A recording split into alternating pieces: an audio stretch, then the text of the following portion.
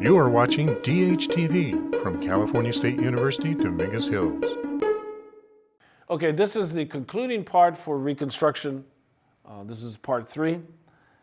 Now, the result of the Compromise of 1877 was the subordination of the freedmen and what are known as the politics of redemption in the New South. So let's appreciate, again, this experience. There was an abandonment of equality. There was increasing segregation and the rise of the KKK. And the Supreme Court assisted. So let's go to the next slide to understand that the decisions after the Civil War by the Supreme Court reflected the Supreme Court and the national mood of its abandonment for civil rights. And these decisions are very important. There's 3 very important court cases. They're known as the Slaughterhouse case. And the Slaughterhouse cases, this is about laborers and workers' rights to see if they could gain rights through the 14th Amendment. And it was struck down. In Bradwell versus Illinois, there was a woman who had become a lawyer. She's wanting to become a lawyer and using the 14th Amendment and her due process to become a lawyer in another state in Illinois. That was struck down. And then in the United States, Cruikshank, which was an implementation of a test of the 14th Amendment for the protection of blacks, it was struck down. So the Supreme Court, the decisions after the Civil War is reflecting an abandonment of the whole notion of why the Civil War was fought. And that was for the civil rights of people, especially of African Americans. So the abandonment of equality, of increasing segregation, the rise of the KKK, this was what the Compromise was all about. Southern conservative Democrats, the master class, assisted blacks by providing protection from the right wing of the Republican Party and the KKK in return for Negro assistance against discontented whites of the Democratic Party. So this kept the Republican Party divided along racial lines in the South. Employers discriminated against black workers, often at the insistence of all white trade unions. Blacks were driven out of better paying, attractive jobs. Blacks were barred from joining labor unions. Oftentimes, blacks are going to be used as strike breakers by companies against whites organizing into unions. The businessmen and the industrialists who took over the Southern economy became known as redeemers. They eliminated taxes and cut tax-supported public schools, and with fewer public schools, cheap labor forces of illiterate and unskilled workers, both black and white, were guaranteed to companies. Railroads, utilities, and factories prospered. Then a convict lease system was implemented whereby state governments turned prisoners, the majority were black, into a source of revenue by leasing them as cheap labor to Southern industries. The convict lease system reintroduced slavery. This practice has grown in popularity since the 1980s under the Reagan administration in the South. It is a lucrative business in Texas and Arizona today. There developed 2 patterns in the South, an agrarian pattern and an industrial pattern. The agrarian was where the sharecropper is going to replace the slave. And I'll be talking about the sharecropper when I talk about the farmer in the next segment.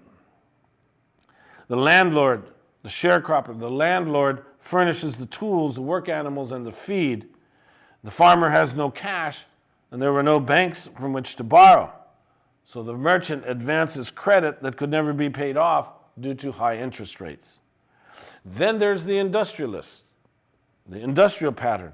They were promised a cheap and docile labor force, a labor force that was controlled and was unable to organize through the use of strike breakers and the use of race. Low-wage industries assured an unskilled labor force. So the South, despite its previous role, continues to supply raw materials to northern industrialists in the coal, oil, and iron industries. There was a commission that was created by which to regulate trade and regulate abuses in trade, and that was known as the Interstate Commerce Commission. But the Interstate Commerce Commission allowed northern interests cheaper rates on transportation costs of manufactured goods to the South. And this in turn discouraged the South from developing manufacturing of its own. Now, there was the rise of a black middle class, of professional people, of business people. It was continuously challenged by violence and intimidation. This business class was led by Booker T. Washington, and this segment of the population eventually is going to capitulate to the black codes, or what became known as Jim Crow rule. In 1895, Booker T. Washington will deliver a famous Atlanta Compromise speech where Negroes should stress education for industrial training rather than intellectual development and not challenge the white master class. So during the Civil War, Southern white families of the farming background, of the UM background, are going to be split. Those who supported the North opposed secession. They resisted the Confederacies. They joined the Union Army. Under Johnson, UM whites, farmers, were in trouble, and they asked for internal improvements, public schools, and small business loans. Many poor whites, many farmers, white farmers, lived away from the plantations in isolated rural areas. So conflicts with the master class occurred during Johnson's rule. Under radical Reconstruction, and whites had power over the planter class because they capitalized on the social class tensions to build a Southern Republican Party. This was an alliance of poor whites and blacks. But part of the planter class likewise joined the Republican Party. And under Grant, poor whites asked these planters for help from the government. And those planters turned the issues of Reconstruction against the blacks, and they convinced the whites that they were poor because of black gains. Poor whites became the backbone of the KKK. And Reconstruction collapses, and the poor yeoman white got nothing. They stayed poor. The freedmen were promised ownership of land, but Johnson pardons the plantation owners and gives land back to the planter class. Plus, Johnson removed the aggressive agents in the Freedmen's Bureau. During radical Reconstruction, blacks voted Republicans and helped Grant become president. But they were subjected to planters and the KKK threats, and so they were unable to vote. So for the freedmen, emancipation meant nothing. The issues before Reconstruction, the balancing out of social class tensions, emancipation, readmission, were not resolved. The result, the planter class won. And what will happen was this whole notion of what will be called Jim Crow. And let's go to a film clip. Let's go to a documentary produced by Jim Crow Museum at Ferris State, and let's appreciate the legacy of Jim Crow. Ask yourself the question, if you grow up, and growing up you see literally thousands of examples in cartoons, in movies, in books, and in real life of blacks being the victims of pain, the victims of aggression, and also the perpetuators, what seeds does that plant? What we try to do in the entire museum is to re-emphasize that the pieces in here are caricatures. They are not real people. It's a distortion. It's a lie. I wish I was in the land of cotton, old times there, I'm not forgotten. Look away, look away, look away, Dixieland, in Dixieland where I was born in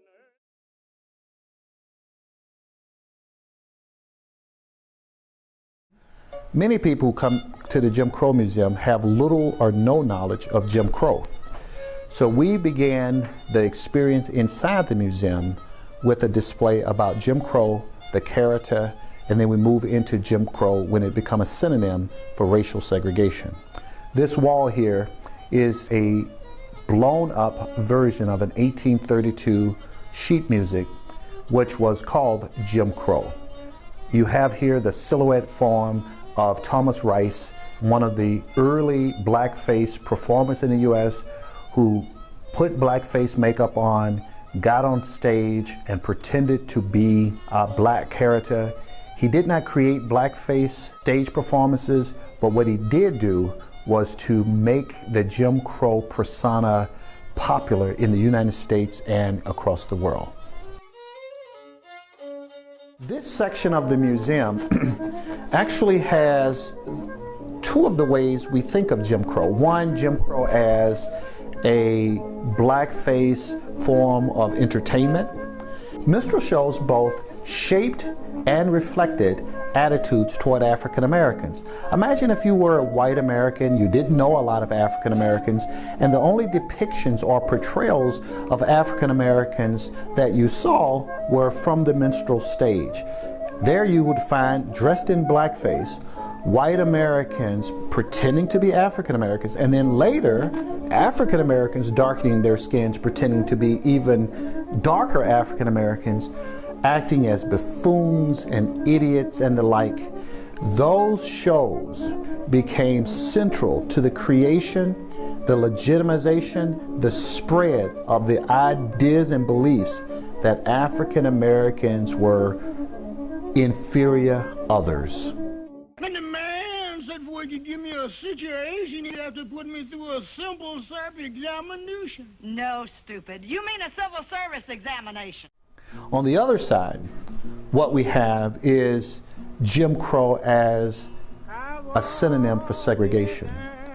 And this showcase has objects that we would more traditionally associate with segregation.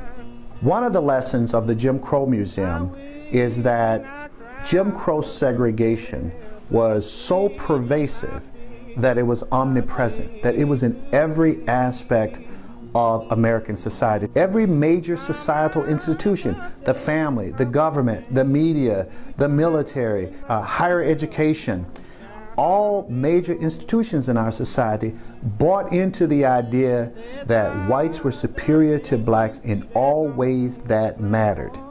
In every day, in every aspect of a society, the racial hierarchy was cemented and manifested. There is a sign here that says, "For colored patrons only." This shows the value of an object as a teaching tool. You've heard the story of Miss Rosa Parks and how she did not want to give up her seat. But what you might not know is that in many communities, blacks did ride in the front of the bus, at least all the way to the front except one seat from the white bus driver. But when white people got on the bus, they then had to move back. And what this sign demonstrates, if you notice the metal parts at the end, is that the sign was movable. And often it was the black person who had to not only get up to give their seat, but then had to themselves move the signage behind them. In that case, not only are you forced to move, you're forced to participate in your own victimization. Okay, so to conclude and come together with regards to Reconstruction. The Civil War and Reconstruction can be considered the first major civil rights movement in the United States, where Black lives matter. However, that first civil rights movement ended with the election of Rutherford B. Hayes as president. It ended with the Compromise of 1877. Now, even though the South lost the war, now remember, the South lost the war. The planter class will recover its economic might. The planter class will recover its political might within 12 years of that loss, within 12 years of the conclusion of the violence. That planter class rules to this day. Despite the passage of the 13th, 14th, and 15th Amendments to the Constitution during and immediately after the war, the 1877 Compromise will allow the South to do it again.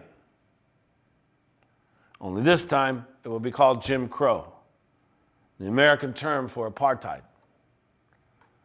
Now, this compromise is going to last until the 1950s and 1960s, when the South will be overthrown again But this time the South will leave the Democratic Party right after World War II and then join the Republican Party under Nixon in 1972. And now the master class controls the Republican Party. There were desperate attempts to return to those days since Nixon's ordeal and Ronald Reagan's inauguration. Under Ronald Reagan, there was Jesse Helms, George Bush Sr., Newt Gingrich, George Bush Jr., Newt Gingrich. The right, since 1980, has attempted to reestablish the racialist order of antebellum America. Rush Limbaugh, Glenn Beck, what is his name, Tucker, all of the televangelists, the hate mongers, the reactionary radio and television personalities, the diverse elements of the Patriot movement from Waco to Oklahoma City, to the Republic of Texas, to the KKK neo-Nazi lynchings, to Charlottesville, to suburban school massacres, to Border Patrol vigilante groups, to Tea Party first birthers. All of them wish to return to a pristine past when America was for whites, when blacks were shackled up and segregated, when Mexicans just got out of the way, where Asians were excluded, and women just put up and shut up.